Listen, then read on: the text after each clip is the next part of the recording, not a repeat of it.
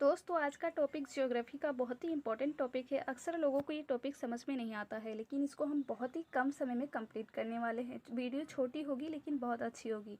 दोस्तों नदियों को मैंने कई पार्ट्स में बनाया है, तो आप इसके सारे पार्ट्स को देखिएगा। ज़्यादा टाइम नहीं लेगा, लेकिन आप इजीली समझ पाएंगे और याद भी रख पाएंगे। तो चलिए स्टार्ट करते हैं। आज का जो हमारा टॉपिक है वो है भारत की नदियाँ। ठीक है, इसको दो पार्ट्स में डिवाइड किया गया है, हिमालय नदियाँ और प्रायद्वीपीय नदियाँ। दोस्तों जो भारत के उत्तर में बहेगी वो हमारी हिमालय नदियाँ हैं, और जो भारत के दक्षिण और मध्य भाग में बहेगी वो हमारी प्रायद्वीपीय नदियाँ हैं। जो हिमालय नदियाँ हैं उसे तीन पार्ट्स में डिवाइड किया गया है, सिंधु नदी तंत्र, ब्रह्मपुत्र नदी तंत्र और गंगा नदी तंत्र। आगे अगर हम देखें तो सिंधु नदी तंत्र को हम सबसे पहले पढ़ने वाले हैं, लेकिन इससे पहले भी हम कुछ इंपॉर्टेंट पॉइंट को देख लेंगे। सिंधु नदी तंत्र तीन देशों से होकर बहती है। वो देश हैं भारत, चीन और पाकिस्तान। जब आप मैप देखेंगे तो आपको ये सारी चीज़ें रटने की ज़रूरत नहीं पड़ेगी, आप आसानी से इन चीज़ों को याद रख पाएंगे।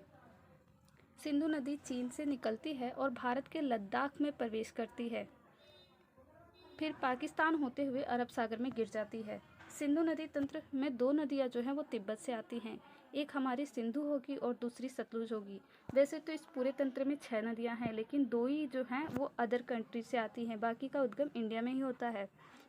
सिंधु नदी के दाएं तट पर भारत का लेह शहर स्थित है। दोस्तों ऐसे भी क्वेश्चन आ जाते हैं कि नदी का नाम देगा आपको और पूछेगा कि इसके किनारे कौन सा शहर स्थित है, तो आप इजीली याद रख पाएंगे कि जो सिंधु नदी है उसके दाएं तट पर भारत का लेह शहर है। दोस्तों ये कुछ इम्पोर्टेंट है सिंधु नदी के बारे में। उसका उद्गम स्थल मानसरोवर झील है चीन में, वहीं से होता है। इसका मुहाना यानी कि ये गिरता कहाँ पर है, तो अरब सागर है। इसकी सहायक नदियाँ 5 है और इसे काउंट किया जाए तो ये टोटल 6 नदियाँ हैं।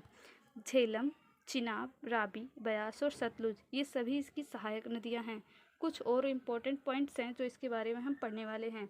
सिंधु नदी तंत्र के जल को लेकर भारत और पाकिस्तान के बीच 1960 में सिंधु जल समझौता हुआ था। इसको सही कर लेंगे। सिंधु, भारत के प्रधानमंत्री नेहरू और उस टाइम पे पाकिस्तान के राष्ट्रपति अयूब खान थे, उन लोगों ने ही दस्तखत किए थे दोस्तों। और इसमें ये फैसला लिया गया था कि जो सिंधु, झेलम और चिनाब है, इसके पानी का इस्तेमाल पाकिस्तान करेगा और रावी, ब्यास, सतलुज का इस्तेमाल कौन करेगा, इंडिया। ठीक है, आपको याद रखना है कि किस नदी पर किसका अधिकार होगा। चलिए फिर से हम उस मैप को देखते हैं और आसानी से याद रखने की कोशिश करते हैं।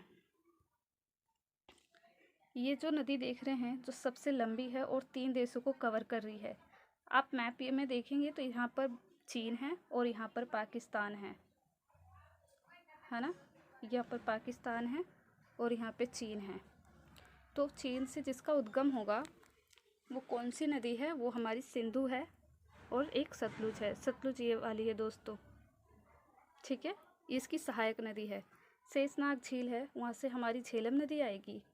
ये चिनाब है, ये इसका उद्गम भी इंडिया में होगा। रावी हरियाणा के रोहतांग दर्रे से आएगी और ब्यास भी। ठीक है, आप इसको एक बार अच्छे से देखना और जो भी उद्गम स्थान बताए हैं उसे आप लिख सकते हैं ताकि आपको आसानी से याद रहे। ठीक है, 2 नदियां हैं जो हमारी चीन के मानसरोवर झील से आएंगी, वो हमारी पहली हो जाएगी सतलुज और दूसरी हो जाएगी सिंधु। ठीक है, आप मैप को ऐसे भर सकते हैं। उसके बाद हरियाणा से ही ब्यास आएगी जो कि किस में मिल जाएगी, सतलुज में। उसके बाद रावी नदी आएगी और ये किस में मिल जाएगी, झेलम में। झेलम नदी कहाँ से आएगी, जम्मू कश्मीर से आएगी। शेषनाग झील जम्मू कश्मीर में है। उसके बाद चिनाब आएगी। ठीक है दोस्तों, तो आप देख पाएंगे कि आपने बहुत ही कम टाइम में अपने इस नदी तंत्र को कंप्लीट कर लिया है। नेक्स्ट पार्ट बहुत जल्दी आएगा। वीडियो को कंप्लीट देखने के लिए धन्यवाद।